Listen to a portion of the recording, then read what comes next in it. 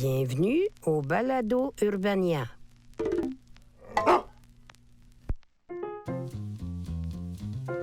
Oui, alors, hola mi preciosa y bienvenido au pire moment de l'histoire avec Charles Beauchesne. Donde está la biblioteca? Bon, ben voilà, c'est ça, c'était les temps du monde espagnol. Bref, El Podcasto qui vous rappelle que le seul langage universel, c'est celui de la cruauté humaine. Je suis donc ben naze dans cet épisode-là. Donc, crénom d'un Dios mio cabron, mais écoute, on va croire qu'il en reste un petit peu. Préparez-vous à un épisode de Caliente en por favor, et à ce stade-ci, vous avez eu assez d'indices pour vous douter qu'aujourd'hui, je vous parlerai pas une énième fois de quelqu'un qui a été diabolique en Allemagne. Ouais, désolé les Allemands, la dette n'a pas simplement été payée parce que vous avez eu Albert Einstein puis une toune des années 80 à propos des ballons. Non, aujourd'hui, on se dirige plutôt vers le pays où, mystérieusement, on soupe excessivement tard pour rien, l'Espagne. Sérieux? Le resto à 22h, vous trouvez ça raisonnable? Avez-vous une idée des cauchemars que provoque autant de paella juste avant d'aller se coucher? Vous voulez ma mort ou quoi? Donc aujourd'hui, on parle enfin de... l'Inquisition espagnole. Effectivement, c'est un sujet historique croustillant, aussi connu que Barabbas dans Passion. En fait, je dirais même que c'est un sujet plus connu que l'expression Barabbas dans Passion. Et oui, tout le monde s'attendait un peu à voir l'Inquisition espagnole débarquer éventuellement dans les pires moments de l'histoire, contrairement à ce que vous diront les Monty Python. Et si vous n'avez pas le référent, j'imagine que je pourrais vous dire que c'était aussi inévitable que le déclin des candidats d'occupation double. Alors, les amis, comment ça se passe d'avoir tous ces abonnés Instagram sans le moindre plan à long terme? C'est une question rhétorique, autant dire que vous êtes en carton. Je sais exactement comment ça se passe. C'est pas fin, mais c'est comparé à la cruauté déployée pendant la période la plus noire de l'histoire de l'Espagne. Et c'est pas peu dire, venant d'un pays qui a financé l'expédition de Christophe Colomb qui va ravager l'Amérique, qui a subi le régime fasciste de Franco, qui a généralement boulié la Catalogne, qui a mené une guerre sanglante contre les États-Unis sur le territoire cubain, qui a longtemps été dirigé par les Habsbourg, une famille royale tellement consanguine qu'ils étaient pratiquement des souris blanches de laboratoire.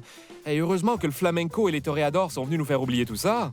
Alors, au menu aujourd'hui, on retrouve une entrée d'interrogatoire religieux saupoudrée de torture et d'un zeste de dogmatisme. En plat principal, un plateau de procès perdu d'avance, servi avec exécution qui feront office de spectacle. Et comme digestif, une certaine propension à s'imaginer que tout ça vient à quelque part réconforter Dieu.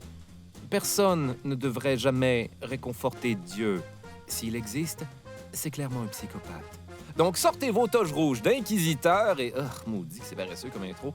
Parce qu'aujourd'hui, on s'attaque enfin à l'Inquisition espagnole. Par moi, El Générique. Saviez-vous que... Ouais, excusez, j'ai juste toujours voulu commencer un paragraphe comme ça. Saviez-vous que... Je sonne comme un magazine pour adolescentes et j'adore ça. Saviez-vous que les garçons de Tokyo Hotel sont vraiment le phénomène de l'heure? Right, les adolescentes, Tokyo Hotel, c'est encore ça le phénomène. Bref, saviez-vous que contrairement au tapas et à la répression basque, l'Inquisition n'est pas, à la base, une invention espagnole? Pour ceux qui n'auraient pas de dictionnaire sous la main parce qu'il sert de butoir de porte depuis que Google existe, la Sainte Inquisition, comme on l'appelle aussi, c'est un groupe d'institutions au sein de l'Église catholique mis en place pour combattre ce qu'on appelait l'hérésie, c'est-à-dire le fait de renier ou de douter ouvertement de Dieu tel qu'il est interprété par le catholicisme romain. Donc, en gros... Je conçois Dieu de telle manière. Non, Dieu est de notre manière. Et nous allons maintenant vous l'expliquer en vous torturant directement dans l'urètre, comme Dieu le voudrait. Déjà, à la fin du 12e siècle, en plein cœur du Moyen Âge, l'Église catholique française avait recours à l'Inquisition pour combattre la montée du catharisme, et ce, en les inquisitant au fer rouge jusque dans le fond de la gorge. Détail intéressant. Le catharisme, c'est le nom qui a été donné à un mouvement de l'Église apparu au cours du Moyen Âge. En Allemagne, en Autriche, mais aussi en France, dans les Flandres, la Champagne et la Bourgogne. En gros, là où il y a du bon petit boire. Ouais, à date, j'ai rien à redire sur le catharisme. Considérant que Dieu est insaisissable et inaccessible, les cathares vont décider à la place de focusser pas mal juste sur le Saint-Esprit. Cette affaire tellement plus matérielle et concrète. À cause de cette préférence pour une certaine partie de la Sainte Trinité, on lance une full-blown inquisition sur ces hosties-là au nom de cette légère différence qui n'en est pas vraiment une. Ça va vite de même, l'Inquisition. L'Inquisition, c'est une forme d'enquête ecclésiastique pour dénicher l'hérésie face à la religion catholique. Elle est souvent accompagnée, mais pas obligatoirement, de torture et d'exécution. Mais soyons honnêtes, quand le bol de Ringolo c'est sur la table, c'est dur de pas aller piger dedans. Outre l'Inquisition espagnole, les 3 inquisitions principales dans l'histoire de l'humanité sont l'Inquisition médiévale, qui débute en 1184 contre les Cathares du sud de la France et les Vaudois du nord de l'Italie. Ouais, ça, c'est des espèces de proto-protestants qui étaient tellement peu différents de l'Église catholique qu'ils étaient encore certains d'y appartenir, et ce, même pendant l'Inquisition. Ça, c'est de la pensée divergente en mots à dit. L'Inquisition portugaise, qui ressemblait à l'Inquisition espagnole, mais avec davantage de pastéis de nata, et ce n'est pas comme ça que ça se prononce, désolé les Portugais, et moins de trophées à la Coupe du Monde. Oh, désolé encore les Portugais. Honnêtement, je comprends même pas les implications de ce que je viens de dire, je sais juste que ça va faire de la peine à des fans de soccer, et ça, je peux tout à fait vivre avec ça. Et finalement, il y a eu l'Inquisition romaine. Ça, c'est ceux qui ont fait chier Copernic. Le gars, pas le moteur de recherche.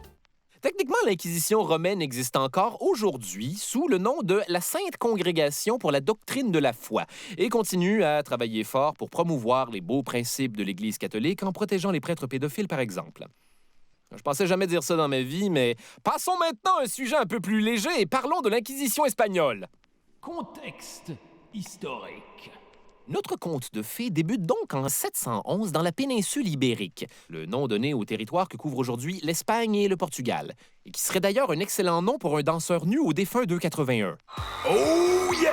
Mesdames et messieurs, préparez-vous à accueillir le Caïd de Madrid, le Poteau de Porto, les Talons de Barcelone. Faites du bruit pour la péninsule ibérique!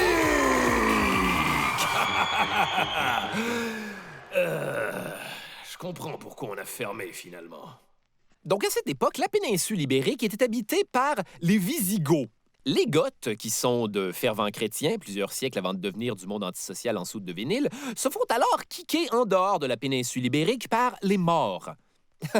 Oui, je sais, les Goths se font kicker le cul par les Maures. Mais non, les Maures, pas dans le sens de Jerry Garcia puis de la princesse Diana. Les Maures, M-A-U-R-E-S, les musulmans version Antiquité. Néanmoins, plusieurs chrétiens réussissent à se réfugier dans les montagnes, d'où ils vont tenter de prendre leur revanche pendant 800 ans, ce qui est ironiquement la chose la plus chrétienne que j'ai jamais entendue. Cette opération plus tenace qu'efficace se nomme la Reconquista, ou la Reconquête. Mais il me semble que c'était quand même évident. Bref, sur une période de 800 ans, les catholiques reprennent les territoires aux Maures qui seront graduellement repoussés vers le sud. La Reconquista s'achève officiellement en 1492 quand les armées chrétiennes arrachent la Grenade des mains des musulmans. Je ne ferai pas ici la blague que vous croyez que je vais faire. On remarque d'ailleurs parmi les points tournants de la Reconquista le mariage de Ferdinand d'Aragon et d'Isabella de Castille en 1469, ce qui permit d'unifier pour la première fois leurs royaumes respectifs, pavant la route pour une première Espagne unifiée sous un tonnerre de castagnettes, j'imagine. Longue vie au roi! Longue vie à l'Espagne! Ferdinand et Isabella, en plus d'être le plus puissant power couple depuis Julio Pâtre, avaient cette particularité d'être plus catholiques qu'un évêque dans l'eau bénite à côté d'un cardinal qui tient l'espèce de lanterne qui fait de la boucane puis que le pape essaie de frapper comme une piñata avec un genre de hochet qui pitche de l'eau magique. Le catholicisme! Donc, la principale ambition de Ferdinand d'Aragon et d'Isabella de Castille, c'était, here we go, purifier l'Espagne. Plus particulièrement des musulmans et, spoil Hitler alerte, des juifs. Mais bien sûr, vous attendiez à quoi? Ils n'allaient pas purger l'Espagne de la pollution puis de l'évasion fiscale. Ce n'est pas le bon podcast. J'ai l'air de qui? Louis T? D'ailleurs, pensez pas que les Espagnols étaient les seuls à être grotesquement antisémites. L'Angleterre avait déjà fait expulser ses Juifs en 1290 et la France, toujours down de jouer aux voisins gonflables, avait fait la même affaire en 1306. En Espagne, par contre, les choses ne furent pas aussi smooth. En fait, ce qui s'est passé, c'est que dès 1378, un humble dude du nom de Ferran Martinez s'est lancé dans une campagne antisémite super agressive qui s'est soldée en 1391 par la destruction des synagogues et le massacre des Juifs de Séville. Vous penserez à ça la prochaine fois que vous vous pâmerez sur leur marmelade puis leur simonac de barbier. Suite à ce terrible événement, plusieurs Juifs quittent le pays et ceux qui restent sont obligés de se convertir au catholicisme. On appellera à l'avenir ces gens des conversos. Les musulmans qui se convertissent sont quant à eux appelés les moriscos. J'en parle comme si c'était la pire affaire, mais devenir un conversos, ça venait avec plein d'avantages. Ça leur donnait accès à un paquet de sphères de la société qui leur étaient avant interdites, que ce soit en affaires ou au gouvernement, et ils étaient plus victimes de 1001 préjudices envers les Juifs de la part des catholiques et pouvaient maintenant jouir pleinement de nouveaux préjudices envers les nouveaux catholiques de la part des anciens catholiques. Top différence. C'est d'ailleurs principalement contre ces fameux conversos que Ferdinand d'Aragon et Isabella de Castille vont prendre l'habitude de se crinquer mutuellement en colère comme Richard Martineau et Sophie Durocher face à toute forme de progrès. Ils suspectent, non sans fondement cela dit, que certains descendants des conversos continuent à pratiquer des rituels juifs en secret à la maison. Shalom. C'est quoi le mot de passe? Shalom. Tu me niaises ou c'est ça le mot de passe? Rituel juif secret. Et à leurs yeux, ce sont ces satanés hérétiques qui abusent de leurs privilèges en accumulant argent et pouvoir, constituant rien de moins qu'une atteinte à la pureté de leur royaume catholique. Et chose certaine, il n'y a jamais rien de bon quand les dirigeants d'un pays prennent le chairlift de cette montagne. Détail intéressant. La vérité, c'est qu'aujourd'hui, aussi longtemps après les faits, c'est difficile d'identifier les raisons exactes qui ont poussé Ferdinand d'Aragon et Isabella de Castille à lancer l'Inquisition espagnole alors que leurs traces de faux n'étaient même pas encore imprimées d'un coussin du trône. Certains historiens pensent que c'est une réponse, somme toute, super agressive au pluralisme religieux présent dans une Espagne qui était jusqu'à récemment plein de royaumes différents. D'autres experts pensent que c'était une façon de standardiser les lois et les juridictions d'une Espagne encore très fragmentée. Et quoi de mieux pour unir les gens que ça? Peut-être que tout ce temps, la véritable Inquisition était dans nos cœurs. Il y a aussi l'idée comme quoi l'antisémitisme était tellement généralisé dans le reste de l'Europe que l'Espagne n'a pas eu le choix d'emboîter le pas, histoire de ne pas s'aliéner ses alliés. Ce qui est probablement la version la plus démesurée imaginable de commencer à fumer pour pas avoir l'air d'un loser. D'autres pensent que c'était pour éviter que l'Empire ottoman, qui était en pleine expansion, se trouve des alliés en Espagne. Charles Beauchesne vous encourage à écouter les épisodes des saisons précédentes pour comprendre who the fuck is l'Empire ottoman. Ou que c'était pour renforcer l'unité de la nation, ou encore juste un gros fuck you au Vatican en leur prouvant qu'ils étaient littéralement plus catholiques que le pape. Ça pourrait aussi être pour des raisons économiques ou juste du très gros racisme. Bref, il existe autant d'hypothèses que d'historiens qui se font demander par leur famille à Noël pourquoi ils sont pas allés en marketing. Peu importe les motivations exactes, Ferdinand d'Aragon et Isabella de Castille tenaient absolument à trouver et punir les faux catholiques. Il y a des couples qui tripent sur le vélo de route, eux autres, c'était ça. Le roi et la reine firent même pression à Rome pour obtenir la permission de mener eux-mêmes l'Inquisition. Alors, si je comprends bien, vous voulez mener une inquisition au nom de l'Église? Oui, mais on préférait que l'Église ne s'en mêle pas et nous laisse faire tout ça nous-mêmes. Après tout, on ne veut surtout pas vous déranger, vous savez. OK, mais vous êtes bien sûr que ce n'est pas pour abuser de votre position de pouvoir parce que personne ne vous surveille. Non. Et c'est ainsi que, le 1er novembre 1478, le pape Sixte IV, quel exercice de diction, leur signa une bulle papale leur donnant les clés pour faire autant d'inquisitions que peut vouloir en faire un couple de jeunes mariés. Oh oui, chérie, relis-moi la bulle pontificale de Sixte IV pendant que je te prends en doggy. Ouais. Par le saint décret, nous autorisons les rois et reines à procéder à l'inquisition des... Oui, continue, mais arrête-toi avant le bout qui mentionne que le pape s'appelle Sixte IV. Sinon, je vais perdre mon érection parce que c'est drôle. Une bulle pontificale ou une bulle papale, c'est un document scellé par lequel le pape pose un acte juridique important, genre une canonisation ou l'indiction d'une année sainte. Bulle, ouais, ça sonne peut-être un petit peu cute, mais ça vient du latin bulla, qui veut dire sceau, parce que le document portait le sceau du pape, et non parce que quelqu'un a quelque part souligné l'occasion en soufflant des bulles de savon comme une fille sur l'acide à Burning Man. Honnêtement, je pense que tout le monde pouvait figurer ça dans le contexte, mais j'ai juste besoin d'un prétexte pour couvrir le bruit. Le temps que ça finisse. Bon, il faut que j'aille pisser maintenant. Les premiers inquisiteurs dominicains sont donc nommés en septembre 1480 à Séville. Et c'est là que le gros fun commence. Le niveau de fun étant évidemment relatif au côté de l'équation dans lequel tu te tiens. Et le plus infâme de tous les inquisiteurs, c'était... Thomas de Torquemada!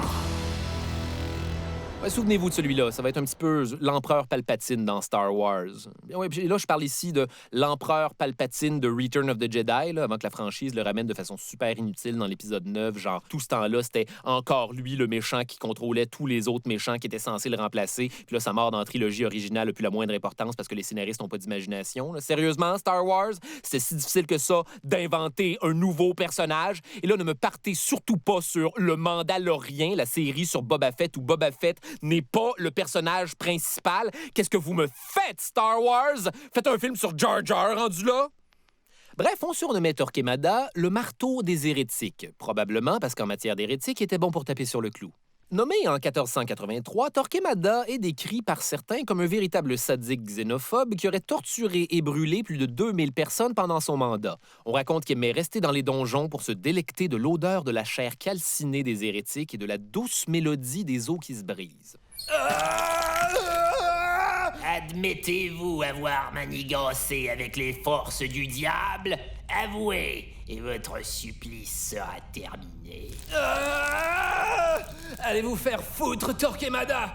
Bientôt je serai mort, et vous avec moi. Oh, j'ai bien peur que le bouclier protecteur de l'étoile de la mort sera parfaitement opérationnel quand tes amis vont arriver. Quoi? Désolé, c'est une ligne super hermétique du retour du Jedi parce que c'est le meilleur fucking Star Wars.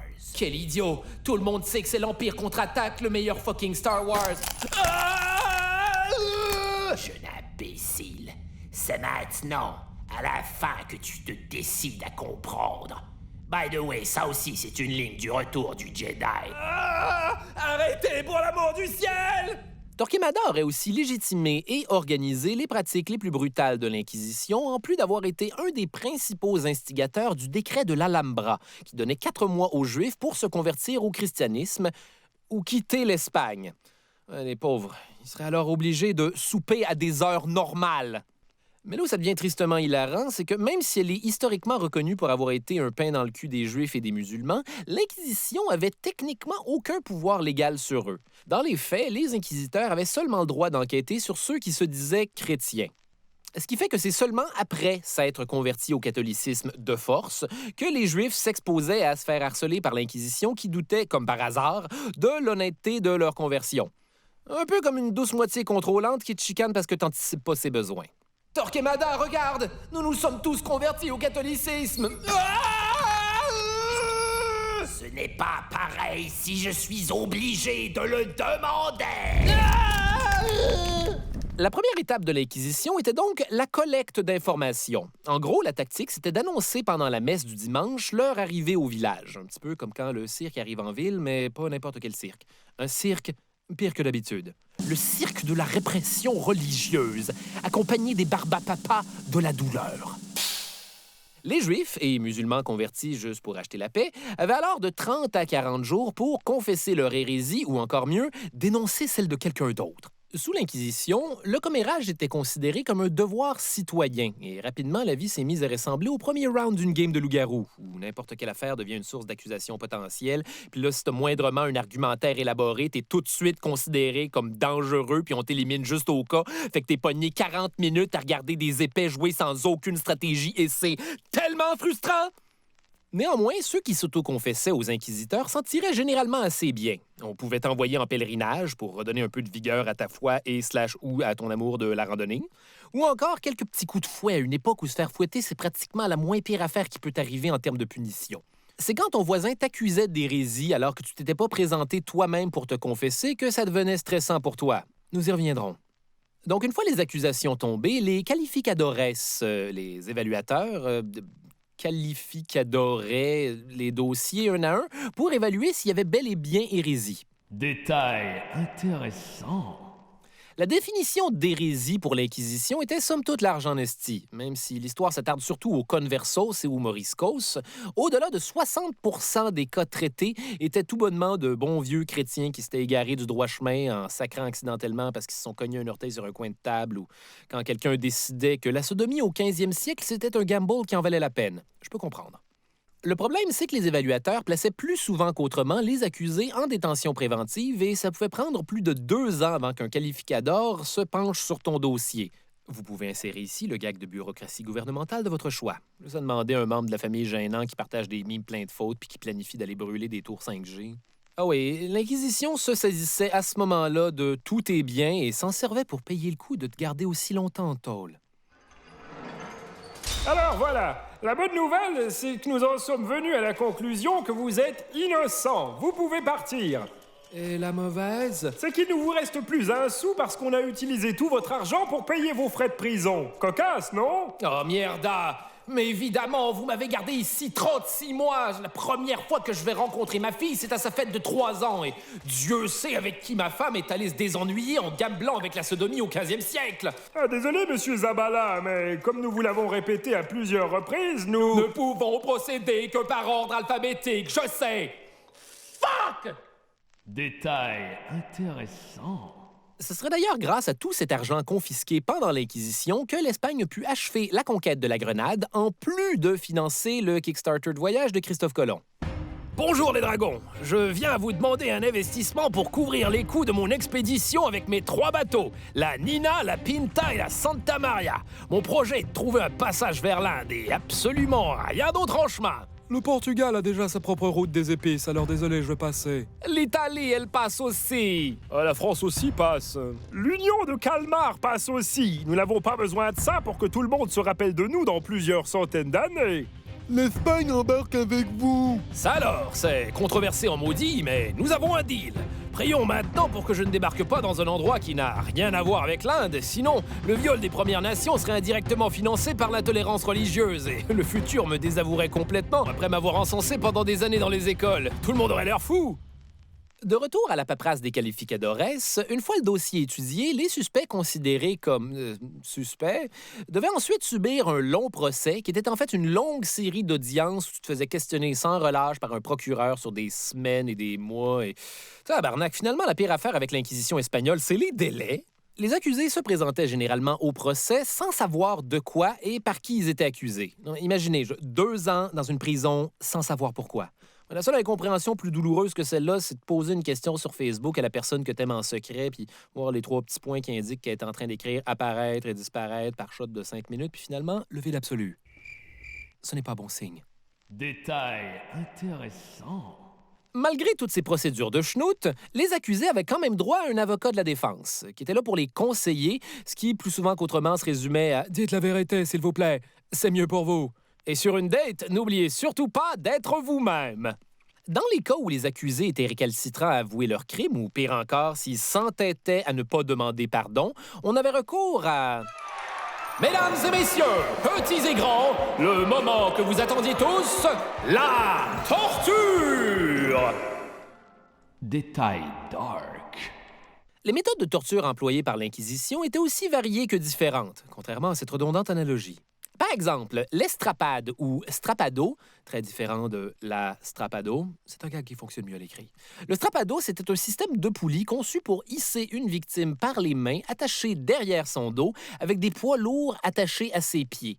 On effectuait ensuite un relâchement de la corde et un arrêt très rapide juste avant que la personne touche le sol. Le tortionnaire claquait ainsi l'épaule de la victime, la disloquant de manière audible. Ouais, ça, c'est un avant-goût avec mes jointures.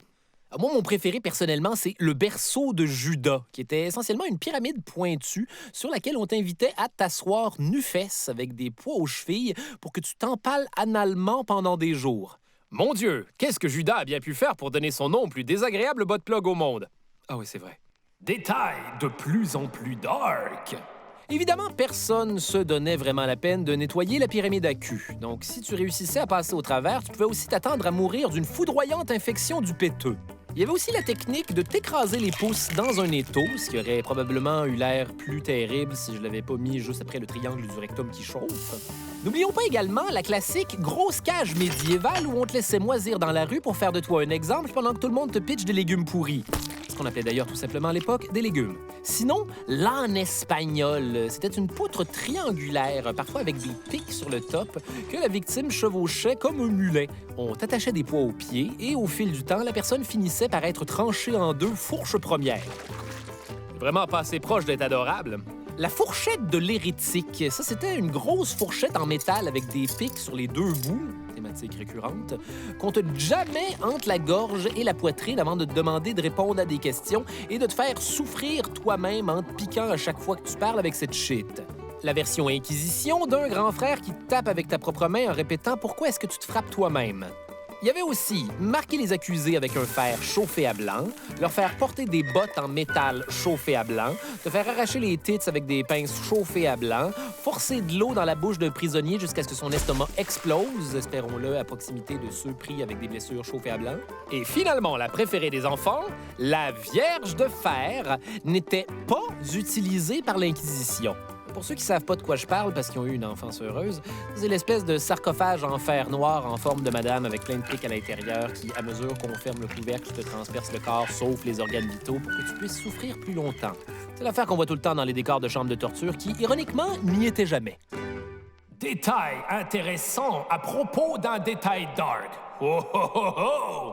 On trouve effectivement aucune référence à ce moyen de torture pendant toute la période du Moyen Âge. On utilisait des dispositifs plus ou moins similaires pendant l'Antiquité, mais les premières traces d'une Vierge de fer datent de 1802 en Allemagne. Quelle surprise! Ils se sont glissés dans le podcast finalement!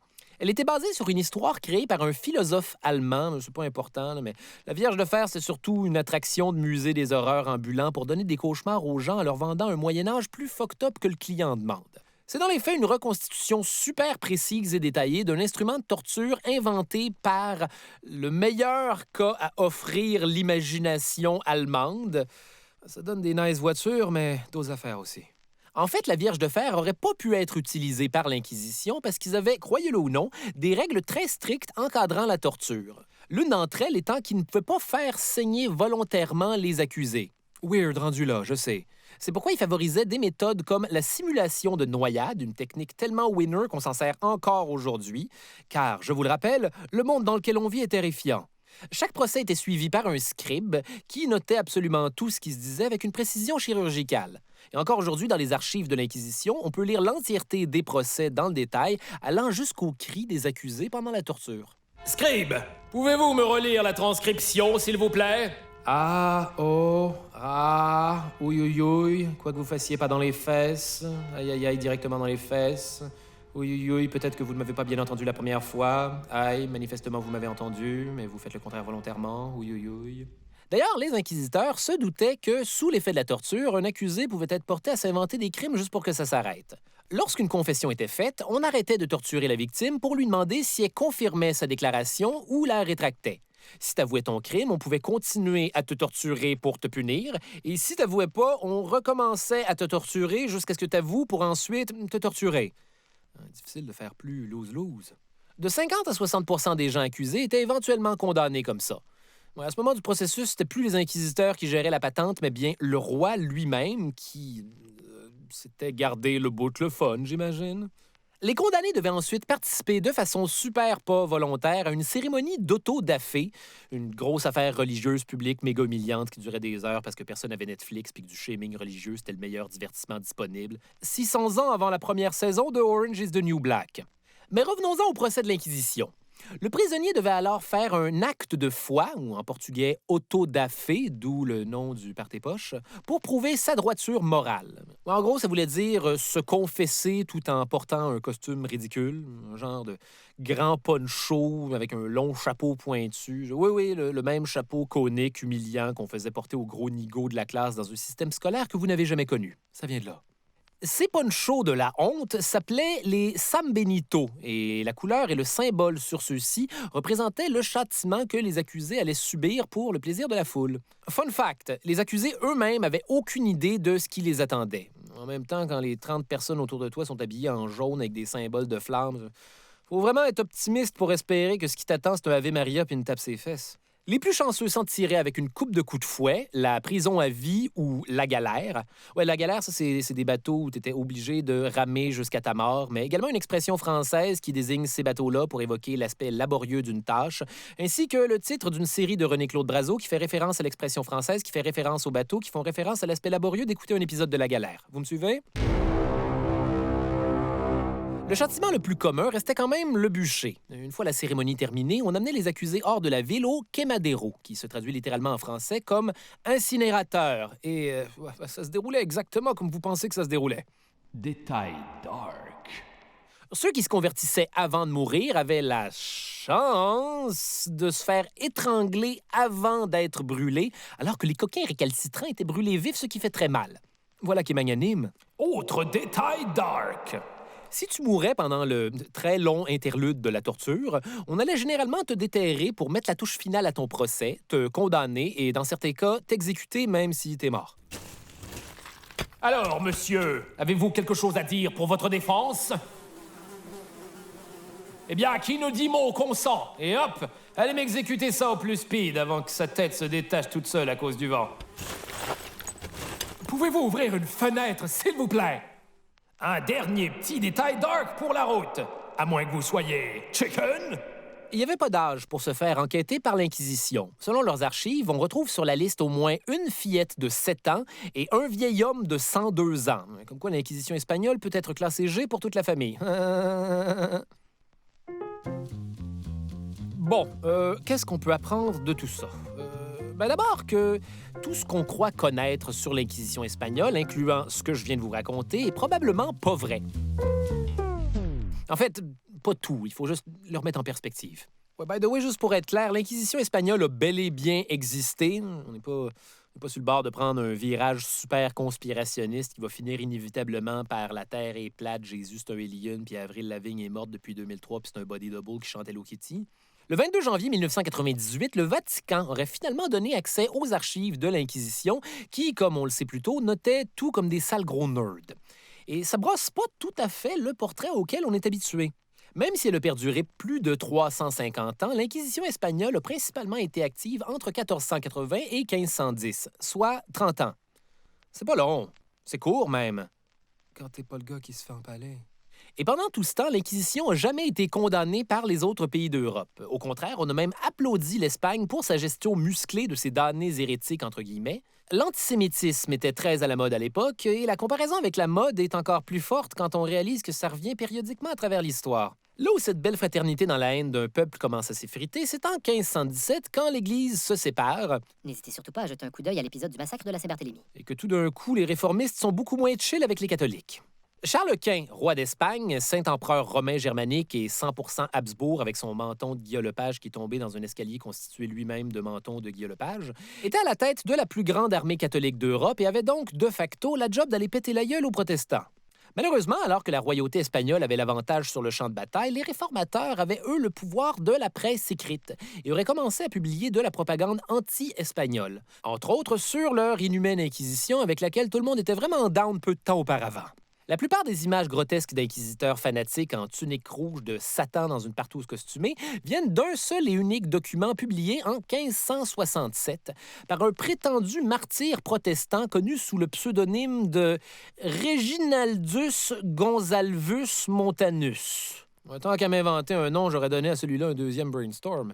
T'as lu le truc du gars, Regino Gonzalez? Non, attends. Ah oui. Ronald Gonzague Montaigu. Regine Gonzès Montpellier. Réglusmi Grosse Melouse Marcatanus. Gonzalo... En réalité, les inquisiteurs n'étaient pas des crackpots fanatiques sadiques qui s'endormaient au son des rotules qui débarquent. En fait, c'était souvent même pas des prêtres, mais plutôt des experts légaux, des avocats qui faisaient ce que les avocats font de mieux, être carriéristes aux dépens des autres. Haha! Mais je vais quand même big time vous appeler quand mon char va foncer dans une station-service.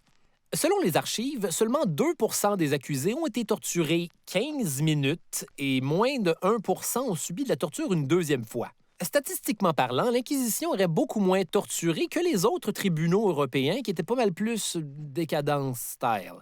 En Angleterre, tu pouvais être exécuté pour avoir endommagé un bosquet. En France, t'étais éventré si tu volais un mouton. Et en Allemagne, on t'arrachait les yeux si tu revenais après avoir été banni. Pour ceux qui se demandaient ce qui arrivait. Détail intéressant dans la conclusion. Est-ce que c'est weird? C'est weird, right?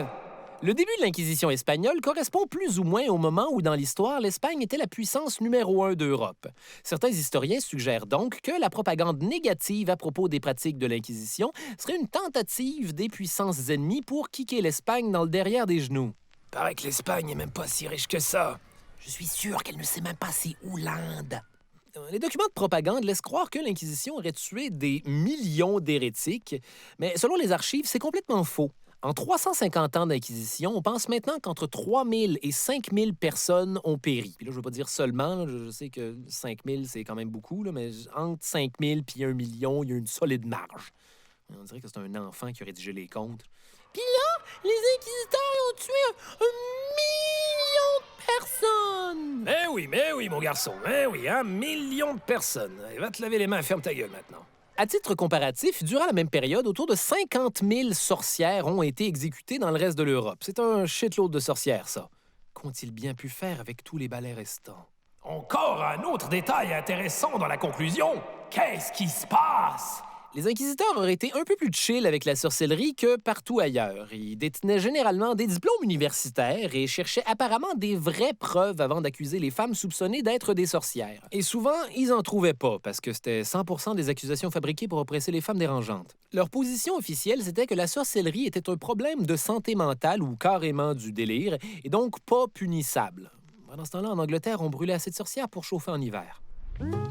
Bon, qu'est-ce qu'on peut apprendre de tout ça?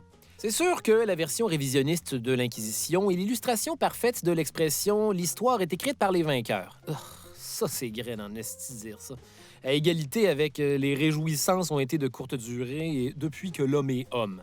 Par contre, l'idée comme quoi les nations puissantes propagent de la fausse information pour miner leurs adversaires, c'est encore très d'actualité. Donald Trump fait ça. Les inquisiteurs s'en sortent pas non plus blancs comme neige. Leur fanatisme religieux les a poussés à penser qu'il y a juste une bonne façon de pratiquer la religion et que toutes les autres croyances sont l'incarnation du mal. Et ça, comme on a pu le voir, ça devient crissement dangereux super vite. Bref, je m'appelle Charles Beauchesne et le cauchemar se poursuit dans un prochain épisode. Les pires moments de l'histoire, c'est... Au texte et à la recherche, Charles Beauchesne, Audrey Rousseau et François de Grandpré. Remerciement spécial à Gabriel Deslandes pour son aide précieuse. Pour Urbania, à la réalisation, Barbara Judith Caron. Au montage, Lucie Fournaison. Producteur exécutif, Raphaël Huismans et Philippe Lamarre. Les pires moments de l'histoire avec Charles Beauchesne est une production d'Urbania. Vous venez d'écouter un podcast Urbania.